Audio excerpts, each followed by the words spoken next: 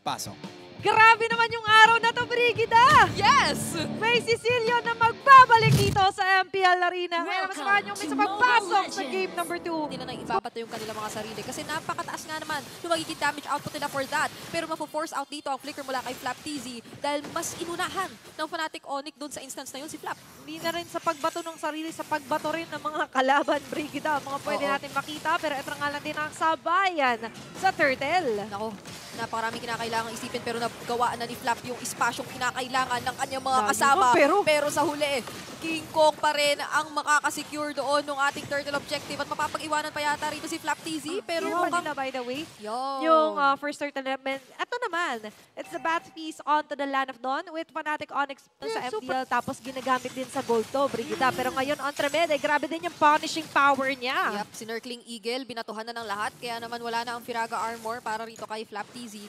And isa ito siguro sa mga magiging worries ng Falcons AP Bren na given siya yung isa sa mga pangunahing haharap. Paano na lamang kung agad-agad tinatanggalan siya ng mga ganung resources at maging si Ogwen pa nga na isa sa taga-sagip sana ay nabigyan ng ganun-ganun lamang ng Fnatic Onyx. Yung tagapagsagip, siya yung hindi nasasagip, tapos to double kill pa si King Kong!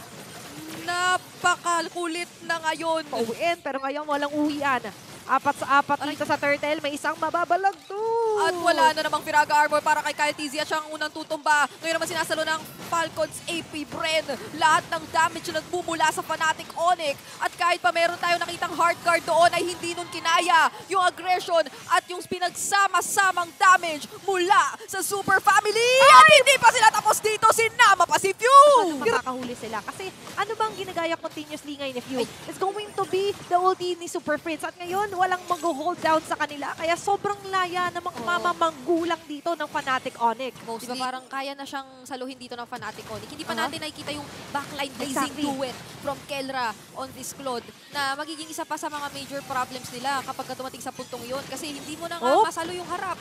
Meron pa kayong aasahan sa likod na damage mula kay Kelra if ever na pag-soak up ng damage and to give that proper crowd control para makahuli. Kaso sila yung checkmate at mahuhuli. Hindi na nakagalaw doon si Kapitan. At ngayon ay nararamdaman mo na maski si Super Prince ay nakakapag-ipon na talaga ng damage.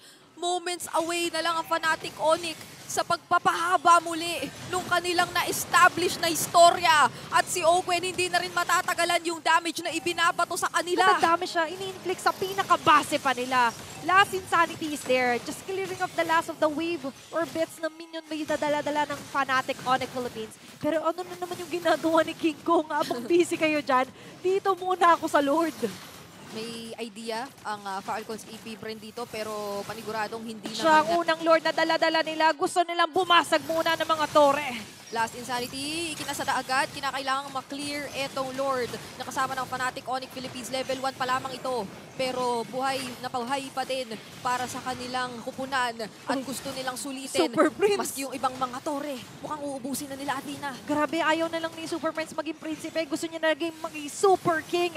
Kasi ngayon, naghahari na naman ang Fnatic Onyx Philippines. Tuloy-tuloy ang pag-abante. May isa na namang mapipitas. Hindi na kinaya doon ni Ogwen muli. Isa na namang Last Insanity para lang i-clear yung wave. Pero hanggang saan ito dadalhin ang Falcons AP Bren dahil kumakatok na ang Fnatic Onyx sa base ng mga bees. At mukhang may susulat na naman ang historya para sa kupunang ito. Fnatic Onyx Philippines remains undefeated! The undefeated Kings! Ngayon sa regular season ng MPL Philippines is still alive and secures the sweep laban sa mga world champions!